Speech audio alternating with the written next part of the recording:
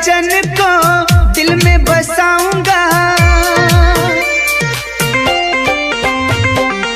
नम्र में बनूंगा, शौक में करूंगा, तेरे वचन को दिल में बसाऊंगा। तुम ही हो मेरे पालनहार प्रभु, हमें रास्ता दिखाओ।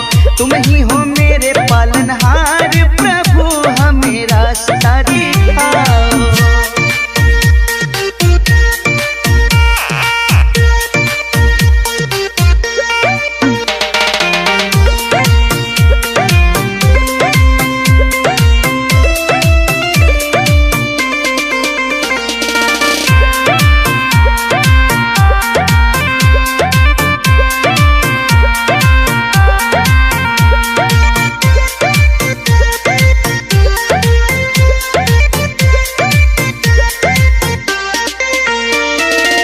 मुझसे जो क्रोधित हैं, बिना मतलब झगड़ते हैं, मुझको मारने के लिए मुझसे जो लड़ते हैं,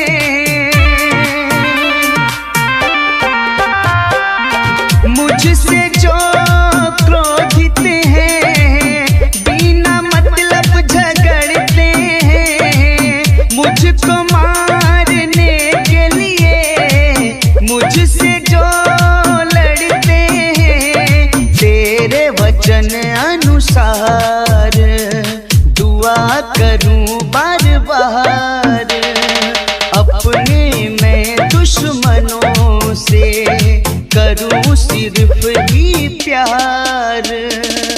दया मैं करूंगा, प्रेम सिखाऊंगा, धार्मिकता के भूखे में रहूंगा।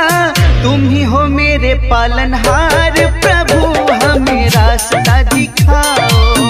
तुम ही हो मेरे पालनहार प्रभु, हमें रास्ता दिखाओ।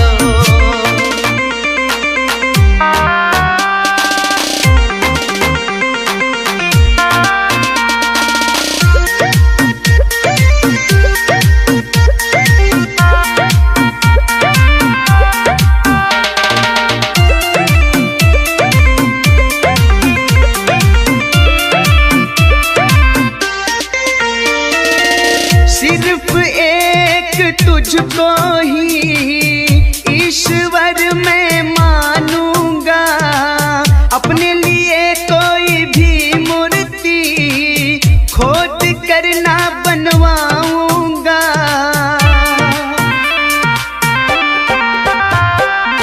सिर्फ तुझको ही मैं ईश्वर प्रभु मानूंगा, अपने लिए कोई भी मूर्ति खोद कर ना बनवाऊंगा।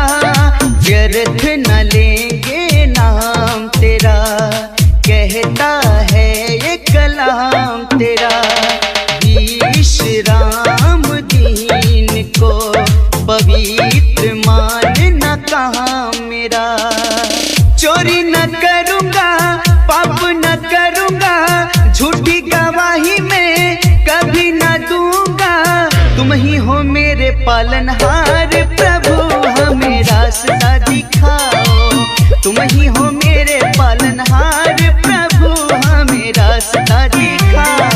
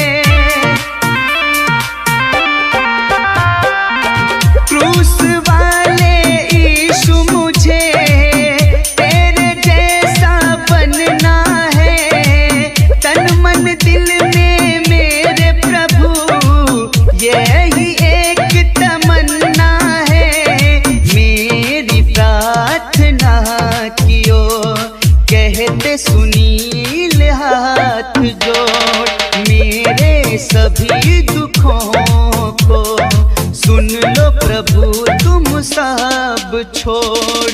लालच न करूँगा, पाप न करूँगा, अपने बड़ों का आदर मैं करूँगा। तुम ही हो मेरे पालनहार प्रभु।